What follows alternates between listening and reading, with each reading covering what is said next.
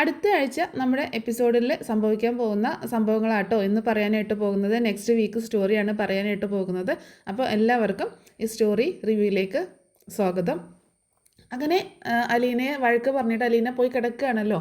രാത്രിയിൽ മുത്തശ്ശി അവളെ സമാധാനിപ്പിക്കുകയൊക്കെ ചെയ്യുന്നുണ്ട്. പക്ഷേ അതൊന്നും അവൾക്ക് ഉൾക്കൊള്ളാനായിട്ട് പറ്റുന്നില്ല. കാരണം തന്നെ അതുപോലെ തന്നെ എത്ര വേണമെങ്കിലും വഴക്ക് പറഞ്ഞോട്ടെ, മോശക്കാരിയാക്കിക്കോട്ടെ, പക്ഷേ ബ്രിജിത്ത മമ്മി എന്ന് പറഞ്ഞ ഒരു സ്ത്രീയെ, അതും അവൾ ദൈവത്തെ പോലെ കാണുന്ന മമ്മിയെ ഒരുപാട് മോശക്കാരിയാക്കി സംസാരിച്ചപ്പോൾ അവൾക്ക് സഹിക്കാൻ പറ്റുന്നില്ല. ആ ഒരു ചിന്തയിലും ഓർമ്മയിലുമാണ് അലീന ഇങ്ങനെ കിടക്കുന്നത്. അറിയാതെ അങ്ങനെ ഉറങ്ങി പോവാട്ടോ രാത്രിയിൽ. പെട്ടെന്ന് അലീന ഒരു സ്വപ്നം കാണുകയാണ്. ബ്രിജിത്ത മമ്മിയാണ് കാണുന്നത് കേട്ടോ. ബ്രിജിത്ത മമ്മി അലീന മോളെ വന്ന് കണ്ണ് തുറന്നതെന്നൊക്കെ പറയുമ്പോൾ അങ്ങനെ കണ്ണ് തുറന്ന് ബ്രിജിത്ത മമ്മിയെ പോയി നോക്കുക കേട്ടോ. അപ്പോൾ കാണുകയാണ്. അപ്പോൾ മമ്മി എന്ന് വിളിച്ചുകൊണ്ട് അലീന ഓടി ചെല്ലുകയാണ് ബ്രിജിത്ത മമ്മിയുടെ അടുത്തേക്ക് കേട്ടോ. മമ്മിക്ക് സുഖമാണോ, എന്തൊക്കെ ഉണ്ട് വിശേഷം എന്നൊക്കെ ചോദിക്കുകയാണ്. മമ്മി എന്തിനാണ് ഞങ്ങളെ വിട്ടിട്ട് പോയത്? എനിക്ക് ആരും ഇല്ലാണ്ടായി പോയില്ലേ മമ്മി? എന്തിനാണ് മമ്മി എന്നെ അവിടെ നിന്നും ഇങ്ങോട്ടേക്ക് പറഞ്ഞയച്ചത്? ഞാൻ ഒറ്റപ്പെട്ടു പോയില്ലേ? എന്തൊക്കെയാണ് ഞാൻ കേൾക്കേണ്ടി വരുന്നത്? അതും സ്വന്തം അമ്മയുടെ അടുത്ത് നിന്ന് എന്തൊക്കെയാണ് ഞാൻ കേൾക്കേണ്ടി വരുന്നത് എന്നൊക്കെ പറയാണ് അലീന. അങ്ങനെയൊക്കെ പറഞ്ഞ് സങ്കടപ്പെട്ട് കരയാണ്. അപ്പോൾ ബ്രിജിത്ത മമ്മി പറയുന്നുണ്ട്, മോൾ അതൊന്നും കാര്യമാക്കണ്ട, മോൾക്ക് എല്ലാം സഹിക്കാനും ക്ഷമിക്കാനുമുള്ള ശക്തി കർത്താവ് തരും. മോള് കർത്താവിനെ മാത്രം മനസ്സിൽ കണ്ടുകൊണ്ട് ഇരുന്നാൽ മതി, പ്രാർത്ഥിച്ചുകൊണ്ടിരുന്നാൽ മതി, ഈശോ നിൻ്റെ കൂടെ തന്നെ ഉണ്ടാവും എന്നൊക്കെ പറയാണ്. മാത്രമല്ല, നമ്മൾ സത്യമാണെങ്കിൽ, നമ്മുടെ ഭാഗത്താണ് സത്യമെങ്കിൽ, നമ്മൾ ചെയ്യുന്നതൊക്കെ ശരിയാണെന്നുണ്ടെങ്കിൽ വേറെ ആര് എന്തൊക്കെ പറഞ്ഞാലും ഒരു കുഴപ്പമില്ല, അതൊക്കെ നമുക്ക് മറികടക്കാനായിട്ട് പറ്റും എന്നും ബ്രിജിത്ത മമ്മി പറയാട്ടോ. അപ്പോൾ മമ്മി, എന്നെ പറഞ്ഞതിൽ എനിക്ക് യാതൊരു വിഷമവും മമ്മി, എൻ്റെ അമ്മയല്ലേ എന്നോട് പറയുന്നത്. പക്ഷേ അങ്ങനെയല്ലല്ലോ, മമ്മിയെക്കുറിച്ച് മോശമായിട്ട് സംസാരിച്ചത് എനിക്ക് സഹിക്കാൻ പറ്റിയില്ല. എനിക്കത് കേട്ട് നിൽക്കാൻ പറ്റത്തില്ല മമ്മി. മമ്മി എങ്ങനെയാണ് ഞങ്ങളെ വളർത്തിയത്, ആ സ്നേഹനികേതനം എങ്ങനെയാണ് കൊണ്ടു നടന്നത് എന്നൊക്കെ എനിക്കല്ലേ അറിയുള്ളൂ, അവർക്കറിയില്ലല്ലോ. എന്നിട്ട് അവരിങ്ങനെ മോശക്കാരിയാക്കി സംസാരിക്കുമ്പോൾ എനിക്കത് സഹിക്കാൻ പറ്റില്ല മമ്മി എന്ന് പറഞ്ഞുകൊണ്ട് കരയാണ് അലീന. മോൾ അതൊക്കെ സഹിക്കണം, അതൊക്കെ ക്ഷമിക്കണം, വിട്ടേക്ക്, അതൊന്നും കാര്യമാക്കണ്ട. എന്നെക്കുറിച്ച് അവരെന്ത് വേണമെങ്കിലും പറഞ്ഞോട്ടെ, പക്ഷേ മോൾക്കറിയാലോ ഈ മമ്മിയെ, എനിക്കത് മാത്രം മതി എന്നൊക്കെ പറഞ്ഞ് അലീനയെ ആശ്വസിപ്പിക്കുകയാണ്. അവരെന്ത് പറഞ്ഞാലും മോൾ അത് കാര്യമാക്കണ്ട, അവരോട് എതിർത്ത് സംസാരിക്കാനൊന്നും പോവണ്ട, അവരത് പറയാനുള്ളതൊക്കെ പറഞ്ഞോട്ടെ, അത് അവരുടെ മനസ്സിൻ്റെ ഒരു കഴിവ് കുറവാണ്, അല്ലെങ്കിൽ അവരുടെ സ്വഭാവം അങ്ങനെ ആയതുകൊണ്ടായിരിക്കാം, അതൊക്കെ മാറി വരും മോള്, എല്ലാം ക്ഷമിച്ച് സഹിച്ച് നിന്നാൽ മതി എന്ന് പറഞ്ഞുകൊണ്ട് ബ്രിജിത്ത മമ്മി ഇങ്ങനെ പോവാട്ടോ. മമ്മി പോവുകയാണോ, മമ്മി പോവല്ലേ എന്ന് പറഞ്ഞുകൊണ്ട് അലീന ഇങ്ങനെ വിഷമിച്ചിങ്ങനെ പെട്ടെന്ന് ഉണരുകയാണ്. അപ്പോൾ താൻ ഒരു ഉറക്കത്തിൽ സ്വപ്നം കണ്ടതാണെന്ന് അലീനയ്ക്ക് മനസ്സിലാവുന്നു. പിറ്റേ ദിവസം കുഞ്ഞുമോൾ ജോലി രാജിവെച്ച് പോവാട്ടോ. ജോലി രാജിവെച്ച് പോവില്ല, കുഞ്ഞുമോളെ പിരിച്ചു വിടുകയാണ്. പോകുമ്പോൾ കുറച്ച് കാശ് എടുത്ത് കൊടുക്കുന്നുണ്ട്, കൂടുതൽ കാശ് കൊടുക്കുകയാണ് വൈജയന്തി. അപ്പോൾ ഇതെന്തിനാണ് ഈ കൂടുതൽ കാശ് എന്ന് ചോദിക്കുകയാണ് കുഞ്ഞുമോൾ. അത് നിൻ്റെ അഹങ്കാരത്തിനുള്ളതാണ്, അത് വെച്ചോ എന്ന് പറയുമ്പോൾ, എങ്കിൽ ഇതിന് ഏറ്റവും അർഹതയുള്ളത്, യോഗ്യതയുള്ളത് കൊച്ചമ്മ തന്നെയാണ്, കൊച്ചമ്മ തന്നെ വെച്ചോ എന്ന് പറഞ്ഞുകൊണ്ട് കുഞ്ഞുമോൾ ആ കാശ് വൈജയന്തിയുടെ മുഖത്തേക്ക് വലിച്ചെറിഞ്ഞുകൊണ്ട് അവിടെ നിന്ന് പോവാട്ടോ. ഇതൊക്കെ നോക്കിയിട്ട് നോക്കിയും കണ്ടും അവിടെ ബാലചന്ദ്രമേനോനെ നിൽക്കുന്നുണ്ട്.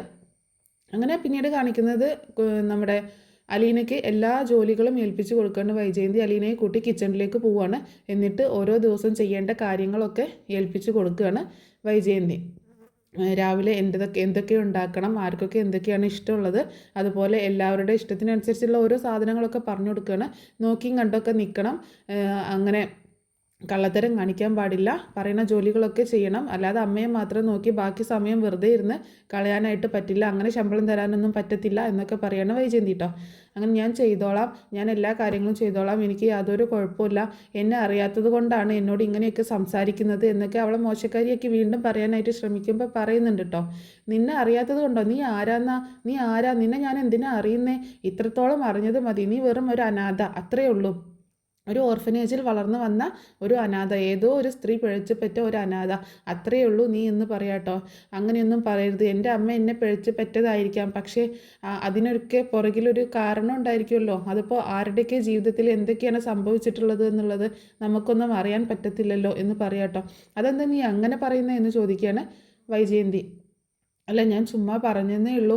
പിന്നെ ഞാനൊരു കാര്യം ചോദിക്കട്ടെ, മാഡത്തിനാണ് ഇങ്ങനൊരു അബദ്ധം പറ്റിയത്, മാഡമാണ് ഇങ്ങനെ ഒരു വിവാഹത്തിന് മുൻപ് ഒരു കുഞ്ഞിനെ പ്രസവിച്ചതെങ്കിൽ എന്തു ചെയ്യുമായിരുന്നു? ആ കുഞ്ഞിനെ എന്ത് ചെയ്യുമായിരുന്നു? കൊന്നു കളയുമായിരുന്നോ? അതോ ഓർഫനേജിൽ കൊണ്ടാക്കുമായിരുന്നോ എന്നൊക്കെ ചോദിക്കുക കേട്ടോ. ഞാൻ മറ്റൊരു കാര്യം കൂടി പറയാം. ഈ ഒരു ഡയലോഗ് ഞാൻ എൻ്റെ ഒരു ഇഷ്ടത്തിന് കൂട്ടിച്ചേർത്തതാട്ടോ, സോറി. അതായത് അലീന അങ്ങനെയൊക്കെ ചോദിച്ചിരുന്നെങ്കിൽ എന്ന് ഉള്ള ഒരു ഇഷ്ടം കൊണ്ട് അലീന അങ്ങനെയൊക്കെ എന്തെങ്കിലുമൊക്കെ തിരിച്ച് ചോദിക്കുമ്പോഴാണല്ലോ നമുക്ക് കാണാനും കേൾക്കാനൊക്കെ ഒരു രസമുള്ളത്. അപ്പോൾ അലീന ഇതുപോലെയുള്ള എന്തെങ്കിലുമൊക്കെ കാര്യങ്ങൾ തിരിച്ച് വൈജയന്തിയോട് ചോദിക്കുകയായിരുന്നെങ്കിൽ നല്ലതായനെ എന്നുള്ളൊരു തോന്നലിലാണ് ഞാൻ ഈ ഒരു ഡയലോഗ് എടുത്തിട്ടത്. ഒരു പക്ഷേ ഈ ഡയലോഗ് എപ്പിസോഡിൽ വരാനായിട്ട് സാധ്യതയില്ല, അങ്ങനെ ചോദിക്കാനായിട്ടുള്ളൊരു സാധ്യത കാണുന്നില്ല. എന്നാലും ഞാൻ എൻ്റെ ഒരു ഇഷ്ടത്തിന് കൂട്ടിച്ചേർത്തതാണ്. പിന്നെ അപ്പോൾ അങ്ങനെയൊക്കെ ചോദിക്കുമ്പോൾ വൈജയന്തി ഭയങ്കരമായിട്ട് ഷോക്കാവുക കേട്ടോ. അലീന ചോദിച്ച ചോദ്യം കേട്ടിട്ട് ആകെ പകച്ചു നിൽക്കുകയാണ് വൈജയന്തി. അപ്പോഴാണ് വൈജയന്തി തൻ്റെ പാസ്റ്റിനെ കുറിച്ച് ഒരു നിമിഷമെങ്കിലും ഓർക്കുന്നത് കേട്ടോ. തൻ്റെ ജീവിതത്തിൽ സംഭവിച്ച കാര്യങ്ങളെക്കുറിച്ച് ഒരു ഫ്ലാഷ് പോലെ മിന്നി മറിയാണ് വൈജയന്തിയുടെ മനസ്സിൽ കേട്ടോ. അപ്പോൾ പെട്ടെന്ന് മിണ്ടാതെ ആവുകയാണ്. അപ്പോൾ ഞാൻ ചുമ്മാ പറഞ്ഞതാണ്, ഞാൻ അങ്ങനെയൊന്നും ഉദ്ദേശിച്ച് പറഞ്ഞതല്ല, സോറി എന്ന് പറയാൻ കേട്ടോ അലീന. വൈജയന്തിയുടെ നിൽപ്പ് കണ്ടിട്ട് അലീനയ്ക്ക് പാവം തോന്നുകയാണ്. കാരണം തൻ്റെ അമ്മയോടാണല്ലോ ഇങ്ങനെ ചോദിച്ചതെന്ന് ഓർത്തിട്ട്. അങ്ങനെ വൈജയന്തി അവിടെ നിന്ന് പോവാണ്. ആ ജോലികളൊക്കെ ചെയ്യുമെന്ന് പറഞ്ഞുകൊണ്ട് അവിടെ നിന്ന് പോവുകയാണേ. പിന്നെ അലീന ഓരോ ജോലികൾ ചെയ്യാനായിട്ട് നിൽക്കുകയാണ്. രാവിലത്തെ ബ്രേക്ക്ഫാസ്റ്റ് ഉണ്ടാക്കുന്നു, അതുപോലെ ഓരോരുത്തർക്കും കൊണ്ടുപോകാനുള്ള സാധനങ്ങൾ ഉണ്ടാക്കുന്നു. അങ്ങനെ എല്ലാ സാധനങ്ങളും ഒക്കെ ചെയ്യണം. അങ്ങനെ എല്ലാവരും കോളേജിലേക്കും സ്കൂളിലേക്കും വൈജയന്തി ബാങ്കിലേക്കും ബാലചന്ദ്രമേനോന് കടകളിലേക്കും പോവുകയാണ്. അപ്പോൾ പോകുമ്പോൾ വൈജയന്തി പറയുന്നുണ്ട്, ബാലചന്ദ്രൻ പോയി കഴിഞ്ഞാൽ ഗേറ്റ് അടച്ചേക്കണം, ഗേറ്റ് അടച്ച് കുറ്റിയിട്ടേക്കണം എന്ന് പറയാം കേട്ടോ. അങ്ങനെ ഗേറ്റ് അടച്ച് കുറ്റിയിടാനായിട്ട് അലീന അങ്ങോട്ട് പോകുമ്പോഴാണ് അപ്പുറത്ത് വീട്ടിലൊരു കാണാൻ നല്ല ഭംഗിയുള്ളൊരു പട്ടിക്കുഞ്ഞ് ഇങ്ങനെ അലീനയെ കണ്ടിട്ട് വളരെ സ്നേഹത്തോടും ഇഷ്ടത്തോടു കൂടിയിട്ട് അലീനയുടെ നേരെ നോക്കിയിട്ട് ചാടി കുറച്ച് ഇങ്ങനെ നിൽക്കുക കേട്ടോ. അപ്പോൾ അലീനയ്ക്കും ഭയങ്കര ഇഷ്ടമാണ്. എന്താടാ, എന്ത് പറ്റി, നിനക്ക് എന്താ വേണ്ടത്, ഇങ്ങോട്ടേക്ക് വരണോ എന്നൊക്കെ ഇങ്ങനെ ചോദിക്കുകയാണ് അലീന. അതിനെ കുറച്ച് നേരം അവിടെ നിന്ന് കൊഞ്ചിച്ചുകൊണ്ട് പെട്ടെന്ന് വീട്ടിലേക്ക് കയറി പോവാട്ടോ. അങ്ങനെ പിന്നീടത്ത് കാണിക്കുന്നത് നമ്മുടെ അലീനയ്ക്ക് എല്ലാ ജോലികളും ഏൽപ്പിച്ച് കൊടുത്തിട്ടുണ്ടല്ലോ. അപ്പോൾ വീട്ടിൽ ഒരുപാട് ജോലികളുണ്ട് അലീനയ്ക്ക് ചെയ്യാനായിട്ട്. അപ്പം അലീന പെട്ടെന്ന് ചെന്ന് ഓരോ മുക്കും മൂലയൊക്കെ അടിച്ചു വാരി തുടയ്ക്കാനായിട്ട് നിൽക്കുകയാണ്. രോഹിത്തിൻ്റെ റൂം, ബബിതയുടെ റൂം, അങ്ങനെയുള്ള എല്ലാവരുടെ റൂമുകളും ക്ലീൻ ആക്കാനായിട്ടൊക്കെ നിൽക്കുക കേട്ടോ. അങ്ങനെ ക്ലീനൊക്കെ ചെയ്തുകൊണ്ടിരിക്കുകയാണ്. അപ്പോൾ രോഹിത്തിൻ്റെ റൂമൊക്കെ ആകെ അലങ്കോലാണ്. ബബിതയുടെ ആണെങ്കിൽ പറയേണ്ട, അലമാരിയിൽ തുണികളൊക്കെ വൃത്തിഹീനമായിട്ടാണ് ഇട്ടേക്കുന്നത്, ചുരുട്ടി കൂട്ടി വെച്ചേക്കുന്നു, പുസ്തകങ്ങൾ വാരി വിതറിയിട്ടേക്കുന്നു. അലീന എല്ലാം അടുക്കി പെറുക്കി നീറ്റാക്കി അടിച്ചു വാരി ഒക്കെ സെറ്റാക്കി വെക്കുകയാണ്. അപ്പോൾ ആ റൂമിലൊക്കെ ബബിതയുടെ ഇങ്ങനെ കുറേ ഫോട്ടോസൊക്കെ ഉണ്ട്. അതൊക്കെ കണ്ടിട്ട് അലീനയ്ക്ക് ഭയങ്കര സന്തോഷമാവാണ്. ശരിക്കും പറഞ്ഞാൽ താൻ ജീവിക്കേണ്ട വീടാണ്, തൻ്റെയും ഫോട്ടോസൊക്കെ ഇതുപോലെ എല്ലായിടത്തും ഫ്രെയിം ചെയ്ത് വെക്കേണ്ടതാണ് എന്നൊക്കെ ഇങ്ങനെ ഒരു തോന്നൽ വരിക കേട്ടോ അലീനയ്ക്ക്. അങ്ങനെ പിന്നീട് എല്ലാ സ്ഥലങ്ങളും ക്ലീൻ ആക്കിക്കൊണ്ടൊക്കെ ഇരിക്കുന്ന സമയത്താണ് അലീന പെട്ടെന്ന് വൈജയന്തിയുടെയും ബാലചന്ദ്രൻ്റെയും മക്കളുടെയൊക്കെ ഒരു ഫോട്ടോ ഇങ്ങനെ ഭിത്തിയിൽ കാണുന്നത് കേട്ടോ. അവരുടെ ഒരു ഫാമിലി ഫോട്ടോ ഇട്ട് അലീന ഇങ്ങനെ ആ ഫോട്ടോയിലേക്ക് തന്നെ നോക്കിക്കൊണ്ടിരിക്കുകയാണേ. ആ സമയത്ത് പെട്ടെന്ന് അലീനയ്ക്ക് തോന്നുകയാണ് താനും കൂടെ ആ ഫോട്ടോയിലുള്ളതായിട്ട് തോന്നുക കേട്ടോ. പെട്ടെന്ന് നോക്കുമ്പം അവരുടെ പുറകിലായിട്ട് ആ ഫോട്ടോയിൽ അലീനയുടെ ഫോട്ടോ കൂടി ഉള്ളതായിട്ട് സങ്കല്പിച്ച് നോക്കുകയാണ്. അവൾക്ക് ഭയങ്കര സന്തോഷവും സങ്കടമൊക്കെ വരികയാണ്. ഈ ഫോട്ടോയിൽ ഞാനും കൂടി വേണ്ടതായിരുന്നല്ലോ എന്നുള്ളൊരു രീതിയിൽ അവളിങ്ങനെ അതിലേക്ക് നോക്കുകയാണ്. അങ്ങനെ പിന്നീട് ഓരോ ജോലികളൊക്കെ ചെയ്ത് അവിടെയുള്ള കാര്യങ്ങളൊക്കെ നോക്കി, മുത്തശ്ശിയുടെ കാര്യങ്ങളൊക്കെ നോക്കി അലീന ഇങ്ങനെ എല്ലാ ജോലികളും ചെയ്തുകൊണ്ടിരിക്കുകയാണ്. പിന്നീടത്തെ എപ്പിസോഡിൽ കാണിക്കാനായിട്ട് ഉള്ള ഒരു രംഗം എന്ന് പറഞ്ഞിട്ടുണ്ടെങ്കിൽ രേവതിക്കുട്ടിയുടെ കാര്യങ്ങളാട്ടോ. ഗ്രേസമ്മയും മാമച്ചനും ഭയങ്കര സ്നേഹത്തോടെയാണ് രേവതിക്കുട്ടിയെ കെയർ ചെയ്യുന്നത് കേട്ടോ. അതായത് ഗ്രേസമ്മയും മാമച്ചനുമാണ് ആ വീട്ടിൽ തനിച്ച് താമസിക്കുന്നത്. അപ്പോൾ രേവതിക്കുട്ടി കൂടി വന്നപ്പോൾ അവളുടെ സംസാരവും കൊഞ്ചലും ഒരു കളിച്ചിരികളും ഒക്കെ ആ വീട് ഇങ്ങനെ നിറഞ്ഞു നിൽക്കട്ടോ. അത് മാമച്ചനും ഗ്രേസമ്മയ്ക്കും തന്നെ ഭയങ്കര സന്തോഷം, ഒരു റിലീഫ് ആവുകയാണ് അവളുടെ ഒരു സാമീപ്യം. അങ്ങനെ ഭയങ്കര സന്തോഷമാവുകയാണ്. അങ്ങനെ നല്ലൊരു ഇതിലാണ് പോണത്. അവളുടെ ജോലികളൊക്കെ അവളെ കൊണ്ട് ചെയ്യിപ്പിക്കുന്നുണ്ട്, കുക്കിങ്ങും ക്ലീനിങ്ങും ഒക്കെ ചെയ്യിപ്പിക്കുന്നുണ്ടെങ്കിലും ഒരു മകള് എന്നുള്ളൊരു പരിഗണന പോലെയാണ്, ഒരു സെർവൻ്റ് ആയിട്ടല്ല കേട്ടോ രേവതിക്കുട്ടീനെ അവർ കാണുന്നത്.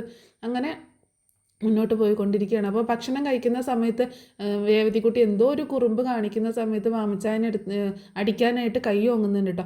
അപ്പോൾ പെട്ടെന്ന് തന്നെ രേവതിക്കുട്ടി അവിടുന്ന് ഓടിയിട്ട് ഗ്രേസമ്മയുടെ പുറകിൽ ഇങ്ങനെ ഒളിച്ച് നിൽക്കുകയാണ്. എന്നിട്ട് മാമച്ചായനെങ്ങാനും വരുന്നുണ്ടോ, തന്നെ അടിക്കാൻ വരുന്നുണ്ടോ എന്നിങ്ങനെ ഒളിഞ്ഞ് നോക്കുക കേട്ടോ.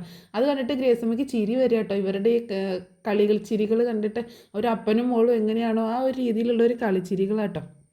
അപ്പോൾ അത് കണ്ടിട്ട് ഭയങ്കര സന്തോഷം തോന്നുകയാണ്. പിന്നീട് രേവതിക്കുട്ടിക്ക് വേണ്ടിയിട്ട് ഒരുപാട് ഡ്രസ്സുകളൊക്കെ വാങ്ങിച്ചു കൊടുക്കുന്നുണ്ട് ഗ്രേസമ്മയും മാമച്ചായനും. ആ സമയത്ത് രേവതിക്കുട്ടി അതിശയത്തോടു കൂടി ചോദിച്ചു പോകുന്നത് ഇതെല്ലാം എനിക്കാണോ എന്ന് ചോദിക്കുകയാണേ. ഇതെല്ലാം നിനക്കാണ്, പിന്നെ നിനക്കല്ലാതെ വേറെ ആർക്കാണ് ഇവിടെ വാങ്ങിച്ചു കൊടുക്കാനുള്ളത്? ഈ ചുരിദാർ മാമച്ചായനിടുമോ? ഇല്ലല്ലോ. പിന്നെ ഇത് എനിക്ക് പാകാവോ? ഇല്ലല്ലോ. പിന്നെ ഇത് നിനക്കല്ലാതെ വേറെ ആർക്കാന്നൊക്കെ പറയുകയാണ് ഗ്രേസമ്മ. അപ്പോൾ രേവതിക്കുട്ടി പറയുന്നുണ്ട്, എനിക്ക് ഇന്നേ വരെ ഒരാളും പുതിയ ഡ്രസ്സ് വാങ്ങിച്ചു തന്നിട്ടില്ല. ഞാനും ചേച്ചിയൊക്കെ മറ്റുള്ള വീടുകളിൽ നിന്ന് വാങ്ങിച്ചുകൊണ്ട് വരുന്ന പഴയ ഡ്രസ്സുകളാണ് ഞങ്ങൾ ധരിച്ചിട്ടുള്ളത്. പുതിയ ഡ്രസ്സുകൾ ആദ്യമായിട്ടാണ് ഒരാൾ വാങ്ങിച്ചു തരുന്നതെന്ന് പറയാം കേട്ടോ. അത് കേട്ടിട്ട് ഭയങ്കര സങ്കടം തോന്നുകയാണ് ഗ്രേസമ്മയ്ക്ക് മാംചാനും കേട്ടോ. അങ്ങനെ രേവതിക്കുട്ടി ആ ഡ്രസ്സുകളൊക്കെ ആയിട്ട് അങ്ങനെ പോവുകയാണ്. അപ്പോൾ ഗ്രേസമ്മ പറയുന്നുണ്ട്, കണ്ടോ മാംചായി അവളുടെ ഒരു സന്തോഷം, അവളുടെ നമ്മളാണ് ആദ്യമായിട്ട് അവൾക്ക് ഇങ്ങനെ വാങ്ങിച്ചു കൊടുത്തതെന്നാണ് അവൾ പറഞ്ഞത്. നമുക്ക് ഒരു സർപ്രൈസ് ഗിഫ്റ്റ് കൂടി അവൾക്ക് കൊടുക്കണം, ഒരു മൊബൈൽ ഫോൺ വാങ്ങിച്ചു കൊടുക്കണം രേവതിക്ക്, അവളുടെ ചേച്ചിയൊക്കെ ഒന്ന് വിളിക്കണമെന്നുണ്ടെങ്കിലോ എന്നൊക്കെ പറയുകയാണ് ഗ്രേസമ്മ. വാങ്ങിച്ചു കൊടുത്തേക്കാം എന്ന് പറയട്ടോ മാമച്ചായൻ. പിന്നീട് കാണിക്കാൻ പോകുന്ന ഒരു എപ്പിസോഡ് എന്ന് പറഞ്ഞിട്ടുണ്ടെങ്കിൽ നമ്മളെല്ലാവരും ഒരുപാട് നാളായിട്ട് കാത്തിരിക്കുന്ന, അതായത് വൈജയന്തിയുടെ വീട്ടിലേക്ക് അലീന വന്നതിന് ശേഷം നമ്മൾ കാത്തിരിക്കുന്ന ഒരു എപ്പിസോഡാണ്. അതായത് മനു പോയതിന് ശേഷം നമ്മൾ കാത്തിരിക്കുന്ന ഒരു എപ്പിസോഡാണ് മനു തിരിച്ചു വരുന്നത്. മനു വെക്കേഷനിൽ, അതായത് വീക്കെൻഡിൽ നാട്ടിലേക്ക് വരുന്നത്, വീട്ടിലേക്ക് വരുന്ന ഒരു എപ്പിസോഡ്, അലീനയെ കാണാൻ വരുന്ന ഒരു എപ്പിസോഡ്, അലീനയും മനുവായിട്ടുള്ള ആ ഒരു രംഗങ്ങളൊക്കെ നമ്മൾ കാണാനായിട്ട് ആഗ്രഹിച്ച് കൊതിച്ചിരിക്കുന്ന എപ്പിസോഡാണ്. അങ്ങനെ വീട്ടിലെ എല്ലാ ജോലികളും ചെയ്തുകൊണ്ടിരിക്കുന്ന ഒരു ദിവസമാണ് അപ്രതീക്ഷിതമായിട്ട് മനു വന്ന് കയറുന്നത് കേട്ടോ. അലീന ഡോറ് തുറന്ന് നോക്കുന്ന സമയത്ത് മനു ഇങ്ങനെ പുറത്ത് നിൽക്കുകയാണ്. പെട്ടെന്ന് ഷോക്കായി പോവാണ് അലീന കേട്ടോ. പെട്ടെന്ന് അവൾക്ക് എന്താ പറയുക, കണ്ണുകളിലൊക്കെ കണ്ട് സന്തോഷം കണ്ട് നിറഞ്ഞിട്ട് മുഖത്തൊക്കെ ഭയങ്കര സന്തോഷമാണ്. അവളുടെ ആ മുഖഭാവം കണ്ടാലറിയാം മനുവിനെ അപ്രതീക്ഷിതമായിട്ട് മുന്നിൽ കണ്ടപ്പോൾ ഭയങ്കര സന്തോഷം കേട്ടോ അലീനയ്ക്ക്. മനുവിനും അത് തന്നെ, അലീനയെ കണ്ടപ്പോൾ എന്തെന്നില്ലാത്ത ഭയങ്കര ഒരു സന്തോഷം ഒക്കെ. അപ്പോൾ കുറച്ച് നേരത്തിന് രണ്ടുപേരും ഒന്നും സംസാരിക്കുന്നില്ല കേട്ടോ. അലീന ഇങ്ങനെ മനുവിനെ തന്നെ നോക്കിക്കൊണ്ട് നിൽക്കുകയാണ്. അപ്പം മനു ചോദിക്കുന്നുണ്ട്, എന്താ ഇങ്ങനെ നോക്കുന്നേ? മനസ്സിലായില്ലേ, ഞാൻ മനുശങ്കറാണ്, തന്നെ കൂട്ടിക്കൊണ്ടുപോകുന്നത് ഞാനാന്നൊക്കെ പറയാം കേട്ടോ. അപ്പം അവൾ മനസ്സിലായി എന്നുള്ള രീതിയിൽ ചിരിക്കുകയാണ്. അപ്പോൾ മനു ചോദിക്കുന്നുണ്ട്, സുഖമാണോ നിനക്ക് ഇവിടെ എന്ന് ചോദിക്കുകയാണ്. കുഴപ്പമൊന്നുമില്ല. അതോ അവിടുത്തെ പോലെ തന്നെയാണോ ഇവിടെയും? അവിടെ എൻ്റെ അമ്മ ചെയ്തതുപോലെ തന്നെയാണോ ഇവിടെയും എന്നൊക്കെ ചോദിക്കുകയാണ്. കുഴപ്പമൊന്നുമില്ല എന്ന് പറയണം അലീന ആ സമയത്ത് ഒന്നും പറയുന്നില്ല കേട്ടോ മനുവിൻ്റെ അടുത്ത്.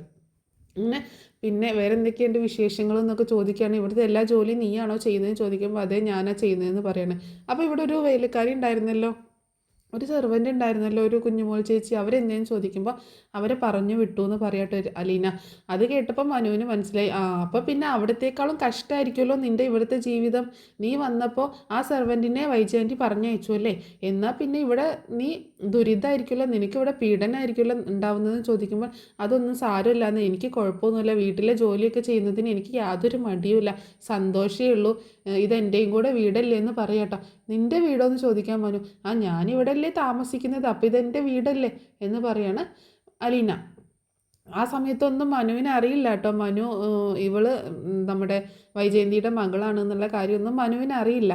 പക്ഷേ എന്തോ അലീനയോട് ഭയങ്കര സ്നേഹമാണ്, ഇഷ്ടം. ഇങ്ങനെ ഓരോ ദിവസവും ഇങ്ങനെ ഇഷ്ടം കൂടി വരികയാണ് മനുവിന്. അങ്ങനെ അവരിങ്ങനെ സംസാരിച്ചുകൊണ്ട് നിൽക്കുമ്പോൾ മുത്തശ്ശി അവിടെ നിന്ന് ചോദിക്കുന്നുണ്ട്, കുഞ്ഞെ അലീനെ ആരാ വന്നത്, ആരോടാ നീ സംസാരിക്കുന്നതെന്ന് ചോദിക്കുന്നുണ്ടോ. അപ്പോൾ മനു പെട്ടെന്ന് അങ്ങോട്ട് കയറി ചെല്ലുകയാണ്. എന്തൊക്കെയുണ്ട് മുത്തശ്ശി വിശേഷങ്ങളെന്ന് ചോദിച്ചുകൊണ്ട് കയറി ചെല്ലുക കേട്ടോ. മനു നീയായിരുന്നോ മോനെ, നീ എപ്പോഴാണ് വന്നേ എന്നൊക്കെ ചോദിക്കുകയാണ് മുത്തശ്ശി. ഞാൻ ഇന്നലെ രാത്രിയാണ് മുത്തശ്ശിയെ വന്നത്, രാത്രി തന്നെ ഞാൻ ഇങ്ങോട്ടേക്ക് വരാനിരുന്നതാ മുത്തശ്ശിയെ കാണാൻ. പിന്നെ നീ രാത്രി തന്നെ വരാനിരുന്നതൊന്നുമല്ല, വെറുതെ തള്ളി മറിക്കല്ലേ എന്ന് പറയാം കേട്ടോ മുത്തശ്ശി. അങ്ങനെയല്ല മുത്തശ്ശി, ഞാൻ രാത്രിയാണ് വന്നത്, എന്തായാലും രാത്രി വരാൻ പറ്റില്ലല്ലോ, അപ്പോൾ രാവിലെ തന്നെ വരാമെന്ന് കരുതി ഞാൻ നേരെ ഇങ്ങോട്ടേക്ക് പോകുന്നതാണെന്ന് പറയാൻ കേട്ടോ. പിന്നെ നീ യാത്രയൊക്കെ സുഖമായിരുന്നോ, ജോലിയൊക്കെ എങ്ങനെയുണ്ട് എന്നുള്ള വിശേഷങ്ങളൊക്കെ ചോദിക്കുകയാണ്. ഇവിടെ വൈജയന്തി എങ്ങനെയാണ് മുത്തശ്ശി, അവിടെ എൻ്റെ അമ്മയെപ്പോലെ തന്നെയാണോ ഇവളോട് പെരുമാറുന്നതെന്ന് ചോദിക്കുക കേട്ടോ മുത്തശ്ശിയോട്. നിൻ്റെ അമ്മയും വൈജയും ഒക്കെ കണക്കാന്ന് പറയണം മുത്തശ്ശി. ആ സമയത്ത് ഇവിടെ ഉണ്ടായിരുന്ന സെർവൻറ്റിനെ പറഞ്ഞു വെച്ചു ഇവൾ വന്നേ പിന്നെ. ഇനിയിപ്പോൾ ഇവളാണ് ഈ വീട്ടിലെ എല്ലാ ജോലിയും ചെയ്യുന്നത്, 2 പേർക്ക് ശമ്പളം കൊടുക്കണ്ടല്ലോ എന്നാണ് വൈജയന്തി പറയുന്നതെന്ന് പറയട്ടോ മുത്തശ്ശി. എന്തൊരു കഷ്ടമല്ലേ മുത്തശ്ശി, ഇവരൊക്കെ ഇങ്ങനെയായി കഴിഞ്ഞിട്ടുണ്ടെങ്കിൽ എന്ത് കുശുമ്പാണ് ഇവർക്ക്. അപ്പോൾ മുത്തശ്ശി പറയുന്നുണ്ട്, കഴിഞ്ഞ ദിവസം ഒരു വലിയൊരു സംഭവം ഉണ്ടായി. അലീനയെ കൊണ്ട് പണ്ട് അമ്മിണി ഇവിടെ നിന്നിരുന്ന സമയത്തുള്ള ഒരു നൈറ്റി ഇടിപ്പിച്ചു. ഇവള് ചുരിദാറിട്ട് നിൽക്കണ്ടെന്നും പറഞ്ഞുകൊണ്ട്, ഇവിടെ ആണുങ്ങളുള്ള വീടാണെന്നും പറഞ്ഞ് ചുരിദാറൊന്നും ഇട്ട് നിൽക്കണ്ടെന്നും പറഞ്ഞിട്ട് ആ നൈറ്റി ഇടിപ്പിച്ചു നിൻ്റെ വൈജയന്തി എന്ന് പറയണേ. നൈറ്റിയോ? അതും ആ തടിയോ ഒക്കെ ഉള്ള ആ സ്ത്രീ ഇട്ട നൈറ്റിയോ? എന്ത് ലൂസായിരിക്കും. അത് ഇടിപ്പിച്ചു. നല്ല ചേലുണ്ടായിട്ടുണ്ടാവുമല്ലോ അപ്പോൾ അലീനയെ കാണാൻ ആ നൈറ്റിയിൽ എന്ന് ചോദിക്കുക കേട്ടോ, കളിയാക്കിക്കൊണ്ട്. പോടാ അവിടുന്ന്, കളിയാക്കാതെ, എൻ്റെ കൊച്ചിനെ അങ്ങനെ കളിയാക്കൊന്നും വേണ്ട. അവളെ കാണാൻ ഇച്ചിരി ചന്തം കൂടിപ്പോയി, അതിൻ്റെ കുശുമ്പാണ് നിൻ്റെ വൈജാൻറ്റിക്കും നിൻ്റെ അമ്മയ്ക്കൊക്കെ എന്ന് പറയട്ടോ മുത്തശ്ശി. അത് ശരിയാണ്, കാണാനൊക്കെ നല്ല ചേലുണ്ട് എന്ന് പറയട്ടോ മനു. ആ സമയത്ത് അലീനയ്ക്ക് ഭയങ്കര സന്തോഷമാവുകയാണ്. അപ്പോൾ അലീന ഇവരുടെ സംസാരം ഇങ്ങനെ കേട്ടോണ്ട് നിൽക്കട്ടോ, ഒന്നും ചോദിക്കുകയും പറയുകയൊന്നും ചെയ്യുന്നില്ല ആ സമയത്തെ. അപ്പോൾ ഇയാളെന്തോന്നും മിണ്ടാതെ നിൽക്കുന്നത്, ഇങ്ങോട്ടേക്ക് വന്നിട്ട് മുഖത്തൊരു തെളിച്ചൊന്നും ഇല്ലല്ലോ എന്ന് ചോദിക്കുകയാണേ. എനിക്ക് കുഴപ്പമൊന്നുമില്ല, ഇവിടുത്തെ ജോലികളൊക്കെ ചെയ്യണമെന്നേ ഉള്ളൂ, അതൊന്നും കുഴപ്പമില്ല. പക്ഷേ ചില സമയത്ത് സംസാരമൊക്കെയാണ് എന്നെ വേദനിപ്പിക്കുന്നതെന്ന് പറയണേ. അതെന്താ മുത്തശ്ശി, അതെന്താ ഇവൾ അങ്ങനെ പറഞ്ഞെന്ന് ചോദിക്കുകയാണ് മനു. അപ്പോൾ പറയുന്നുണ്ട്, നിൻ്റെ വൈജയന്തിയല്ലേ ആള്, നാവിന് എല്ലില്ലല്ലോ, എന്ത് വേണമെങ്കിലും വിളിച്ച് പറയാലോ. ഇവളെ മാത്രമല്ല, ഇവളെ വളർത്തിക്കൊണ്ടുവന്ന ബ്രിജിത്ത മമ്മിയില്ലേ, അവരെക്കുറിച്ച് വരെ വളരെ മോശമായിട്ട് സംസാരിച്ചു. അത് ഇവൾക്ക് സഹിക്കാൻ പറ്റിയില്ല, അതിന് ഇവള് പ്രതികരിച്ചു എന്ന് പറയണേ. അതേതായാലും നന്നായി. അങ്ങനെ എല്ലാവരെയും പറയുന്നത് കേട്ട് മിണ്ടാതെ ഇരിക്കേണ്ട ആവശ്യമൊന്നുമില്ല. എന്തെങ്കിലുമൊക്കെ നമുക്ക് പറ്റാത്തത് പറയുമ്പോൾ നമ്മൾ പ്രതികരിക്കണം. ആരുടെയും അടിമയായിട്ടൊന്നുമല്ലല്ലോ ജീവിക്കുന്നത്. നമ്മൾ ജോലി ചെയ്തിട്ടല്ലേ ശമ്പളം വാങ്ങുന്നത്. അപ്പോൾ ജോലി ചെയ്യുന്നതിന് ശമ്പളം അവർ തരുന്നുണ്ടെങ്കിൽ അതിന് നമ്മൾ ജോലി ചെയ്യുന്നുണ്ട്. പിന്നെ അവരുടെ വായിലിരിക്കുന്നതൊന്നും കേൾക്കേണ്ട ആവശ്യം നമുക്കില്ല. അതുകൊണ്ട് പ്രതികരിക്കേണ്ട സ്ഥലത്ത് പ്രതികരിക്കുക തന്നെ വേണമെന്ന് പറയണം മനു. അപ്പോൾ മനുവിൻ്റെ ഈ സംസാരവും സപ്പോർട്ടൊക്കെ അലീനയ്ക്ക് ഭയങ്കര ഇഷ്ടം കൂട്ടുകേട്ടോ. മനുവിനോട് ഭയങ്കര എന്താ പറയുക, സന്തോഷം തോന്നുകയാണ്. അപ്പോൾ മുത്തശ്ശിയും പറയുന്നുണ്ട്, അത് മനു പറഞ്ഞത് കറക്റ്റാണ്.